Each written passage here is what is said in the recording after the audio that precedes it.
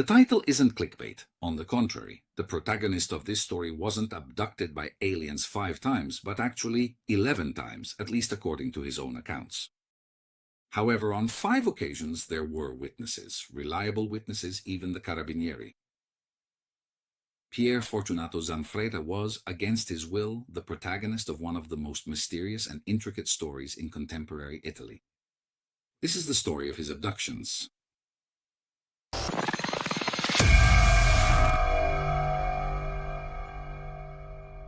The terrifying adventures of Pier Fortunato Zanfretta, the reluctant hero of this sad tale, begin on a cold December in 1978. But before telling you what happened on an angelic night that month, let's take a step back and talk about Zanfretta. Zanfretta was born in Nova Milanese on December 28, 1952. Pier Fortunato had a normal childhood in the outskirts of Milan. Then he moved with his family to Genoa. His life goes by peacefully. He gets married, has 2 children, he's a calm man with no wild ideas, and a steady job as a night watchman. At the Genoese Institute, the security service goes to Bisagno. As we've said, Zanfretta's life runs on 2 tracks, at least until the night between December 6th and 7th, 1978, because that night will begin an odyssey that will change his life, unfortunately for the worse. Like every evening, Zanfretta heads out in his car, a Fiat 127, to the area assigned to him for patrols. That night he heads to Torriglia, a town in the Genoese hinterland where several vacation homes belonging to families from the Ligurian city are located. As he is about to finish his round, Zanfretta notices a light coming from the gardens surrounding a villa owned by a Genoese dentist. The villa that the professional has named Casa Nostra. Careful, not Cosa Nostra, because the doctor is not part of an Italian-American mob. Let's continue. As I was saying, Zanfretta notices a light moving in the otherwise dark garden of the building and immediately realizes that, in all likelihood, the villa has been visited by wrongdoers. Probably thieves looking for a good haul with little risk since the area is almost uninhabited. Obviously, the security guard's first instinct is to do what anyone would have done. He contacts headquarters to request assistance. In fact, Zanfretta can't know how many thieves there are or if they might be armed. Unfortunately, the car radio doesn't work, which isn't particularly unusual in that area because Torriglia is right in the mountains surrounding Genoa, and at the time, cell phones didn't exist. There was only a radio, whose reliability was often compromised by interference from the mountains. Zanfretta is tense, but he's not too worried. After all, he's young, strong, has steady nerves, and above all, he's armed with a large revolver, so he decides to get out and try to investigate on his own. He moves cautiously, at least until he knows what he's dealing with. So, in absolute silence, he enters the garden and heads toward the back, hoping to catch the thieves. In one hand, he grips his pistol, and in the other, a large flashlight, but completely unexpectedly, a blinding light turns on behind him. He turns around and his blood runs cold. 2 figures stand out behind the light, but they are definitely not human. In fact, the shapes are true giants. They are tall, about 3 meters. The night watchman points his flashlight at the 2 towering figures and realizes that his first impression was absolutely correct. However, the 2 beings are not just enormous, they are 2 reptiles. Their heads are triangular, covered in scales, and their teeth reflect the light from his lamp with a metallic gleam. They are wearing suits, and what Zanfretta sees looks like a facial mask. The 2 reptiles attack Zanfretta and easily overcome the man's desperate resistance. And they abduct him. They carry him by force into what Zanfretta recognizes as a kind of ultra-modern spaceship. And they forcibly lay him down on a sort of metal table. Zanfretta is conscious but paralyzed, and he watches in horror as at least 6 transparent needles pierce his arms, legs, and chest, yet without causing him any pain. He sees his own blood flowing from the needles into transparent tubes that lead to a strange machine which filters it. And then the machine puts it back into the night watchman's body. This kind of medical examination is being performed by 4 of those gigantic beings, but everything I've told you so far was only discovered in a second important moment. On that freezing night, in fact, all that the security headquarters could say were the broken words of Zanfretta, who was calling for help and murmuring. They're not men! They're not men! The colleague on the radio immediately understood that Zanfretta was facing a dangerous situation and decided to send a support team right away. In reality, it took quite a while, maybe even an hour, before the colleagues reached Zanfretta's patrol area, because the Scoffera road which leads to Torriglia is very narrow and winding. And on top of that, it was the middle of winter and everything was covered in ice and frost, frozen solid. When the colleagues finally arrived at the scene, everything was already over. There's complete silence about Zanfretta. There's absolutely no trace of him. Frightened, thinking he might have fallen ill or tumbled into a ravine, let's remember we're in the mountains. They search for him with their flashlights in the darkness and find him. They find him about 80 meters from his parked car, lying on the ground. When they shake him, he wakes up from his stupor, but his colleagues immediately notice that something is definitely not normal. Zanfretta reacts like a terrified man, pointing his flashlight and gun at his colleagues. In a moment of calm, his colleagues manage to disarm him, and at that point Zanfretta collapses, exhausted. The temperature, as we said, was around 0 and everything was covered in frost, but Zanfretta was extremely warm and dry. His body seemed like that of a sunbather exposed to the July sun. Clearly something wasn't right. Zanfretta's colleagues, after calming him down, take him back to headquarters, but since the man appears deeply shaken, and he keeps repeating that what happened to him is absolutely true, the security company he works for decides to report the incident to the Carabinieri. The police waste no time and immediately send a patrol to investigate the scene. And they really do find something that convinces them that something really must have happened that night.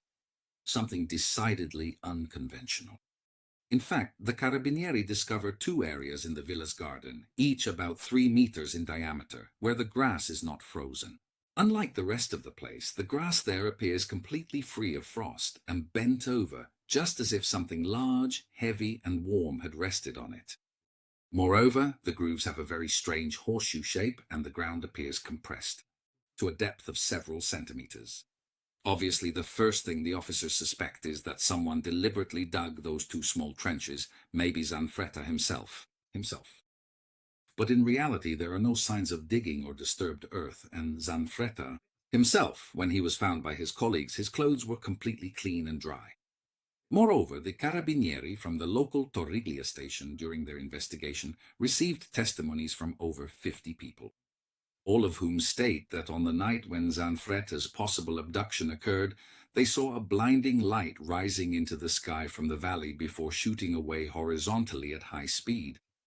But that's not all. The villa shows clear signs of forced entry, but absolutely not the kind that any burglar would have made. The door was not forced open. It was simply smashed in, and what's more, not on the side of the lock.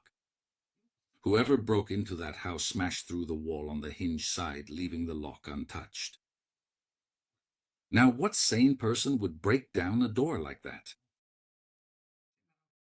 It seems like the work of someone who didn't understand how the simple mechanism of a door works, and decided not to waste time, simply knocking it down without worrying too much about the noise. At that point, they might as well have used explosives. Another strange fact, after using all that force to get into the villa, the supposed thieves didn't steal a single thing. Or rather, the only thing missing from the house was a stuffed bird. It's bizarre that whoever broke in decided to take away a living being, or at least what they thought was one, without realizing that the poor thing wasn't alive at all. If I were an investigator, especially considering Zanfretta's account, I would wonder if, by any chance, the real goal was precisely to obtain biological samples from all the beings they encountered. But let's get back to the witnesses questioned by the Carabinieri. Among them, there aren't just ordinary people. Even a brigadier of the Guardia di Finanza witnessed the phenomenon, and he didn't just vaguely mention a blinding light. In fact, he described a triangular object of considerable size hovering in the sky right above his house. The mystery deepens because 52 strangers all agreeing on what they saw and the time they saw it is no small thing. What's more, their account matches the statement of a man who claims to have been abducted. As you can imagine, as soon as the story became public, Zanfretta's life changed, for the worse, unfortunately. There were people who would call him at night, insulting him.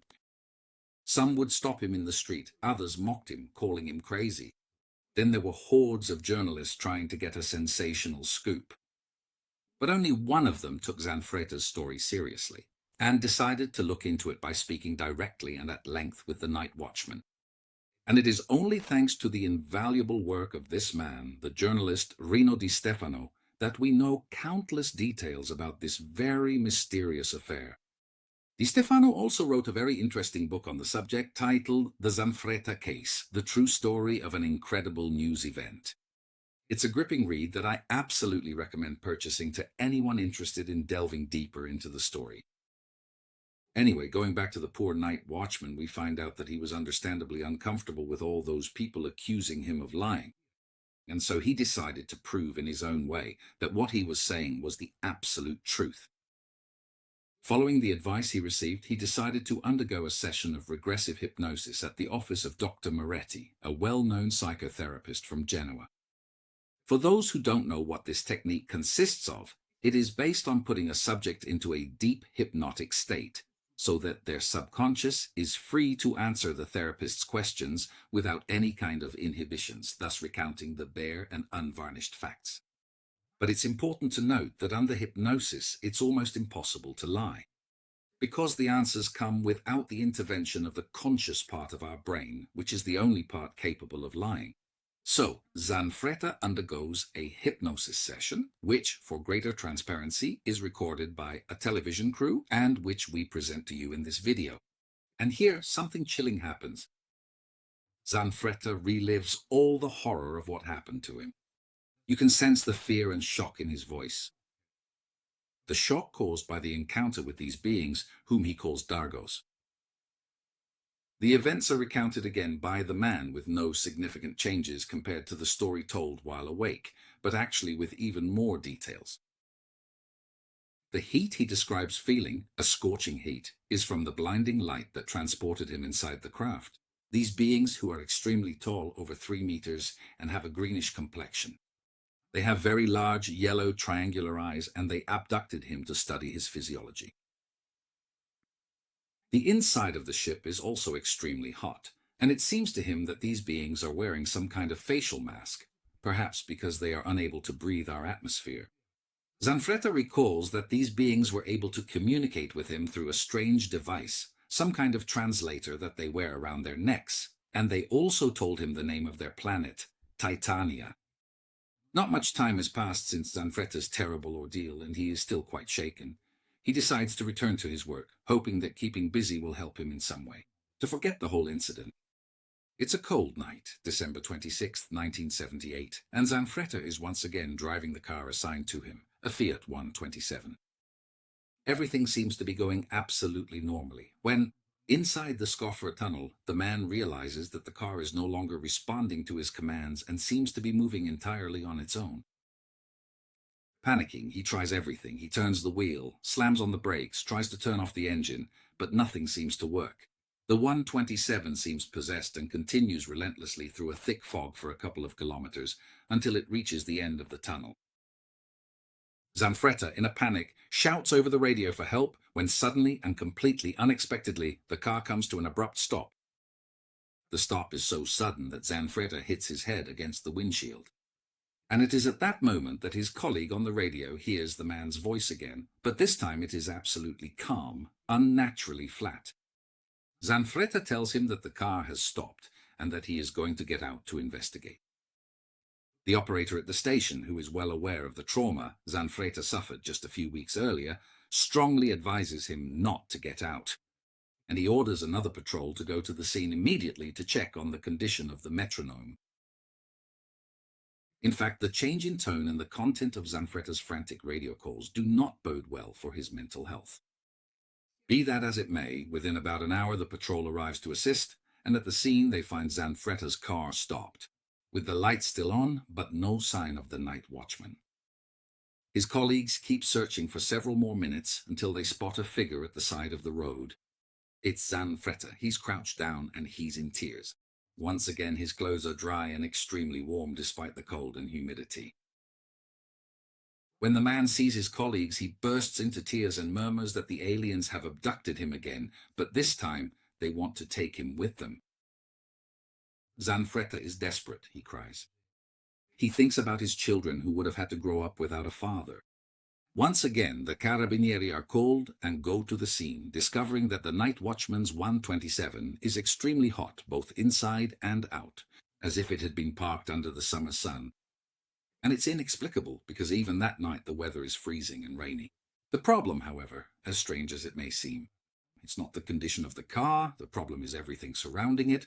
Around the 127, in fact, the carabinieri discover footprints, lots of footprints, but they're not human footprints unless they were left by giants. These feet, in fact, are 1/2 meter long. You heard right, the footprints. Clearly left by some kind of footwear, they are over 50 centimeters long and 20 centimeters wide. Now, what kind of monstrous being wears shoes that are 1/2 meter long? Maybe a biped 3 meters tall? In addition to the footprints, the military also discovers some semicircular marks about 3 meters in diameter, suspiciously similar to those found in the garden of Villa Casa Nostra, and the vegetation all around is flattened and dry, as if it had been exposed to unbearable heat. At the scene, Zanfretta's pistol is also found and catalogued, a Smith & Wesson revolver.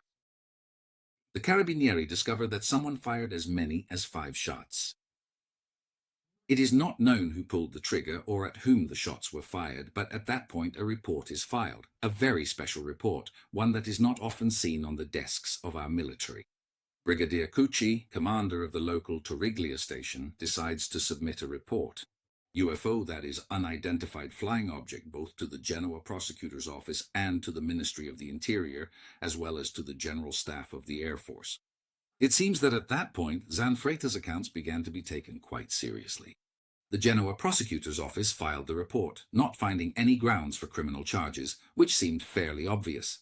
And no information is provided regarding what happened to the document within our military commands. On the Zanfretta side, we find out that his company, quite understandably concerned about the mental health of an employee who was required to move around, armed, let's remember, decided to have him undergo a thorough psychiatric evaluation. He was examined by the then deputy chief physician at San Martino Hospital in Genoa, Professor Giorgio Gianiotti. The clinician's conclusions were clear. He found Zanfretta in perfect psychological condition, without any alteration of thought or psychosensory disturbances. His logical and critical abilities were described as absolutely normal. Once again, the night watchman decided to undergo a session of regressive hypnosis recorded on video, and once again, the account given while in a trance state matches the one given while awake, but with a couple of additional details. Zanfretta explains that the shots from his weapon were fired by Ule and emitted green flashes, as if he wanted to test the gun's offensive capabilities, and that the aliens are indeed planning to return to Earth, but they will arrive with an invasion army. Everything seems to return to normal, and Zanfretta goes back to his job, trying to forget what happened. However, this apparent calm lasts very little, because soon after our hero will be abducted for the 3rd time. If you found the story I just told you interesting, don't miss the next video, because in addition to Zanfretta's account, more physical evidence will accumulate. I will tell you about details that, even today, decades later, remain so inexplicable as to be astonishing. It makes everyone fear that what happened to Pier Fortunato Zanfretta was not at all a product of his subconscious or imagination, but real and verifiable events. If you've made it this far, I invite you to subscribe to the channel and set the notification bell to all, otherwise you'll miss the alerts for upcoming videos. See you soon.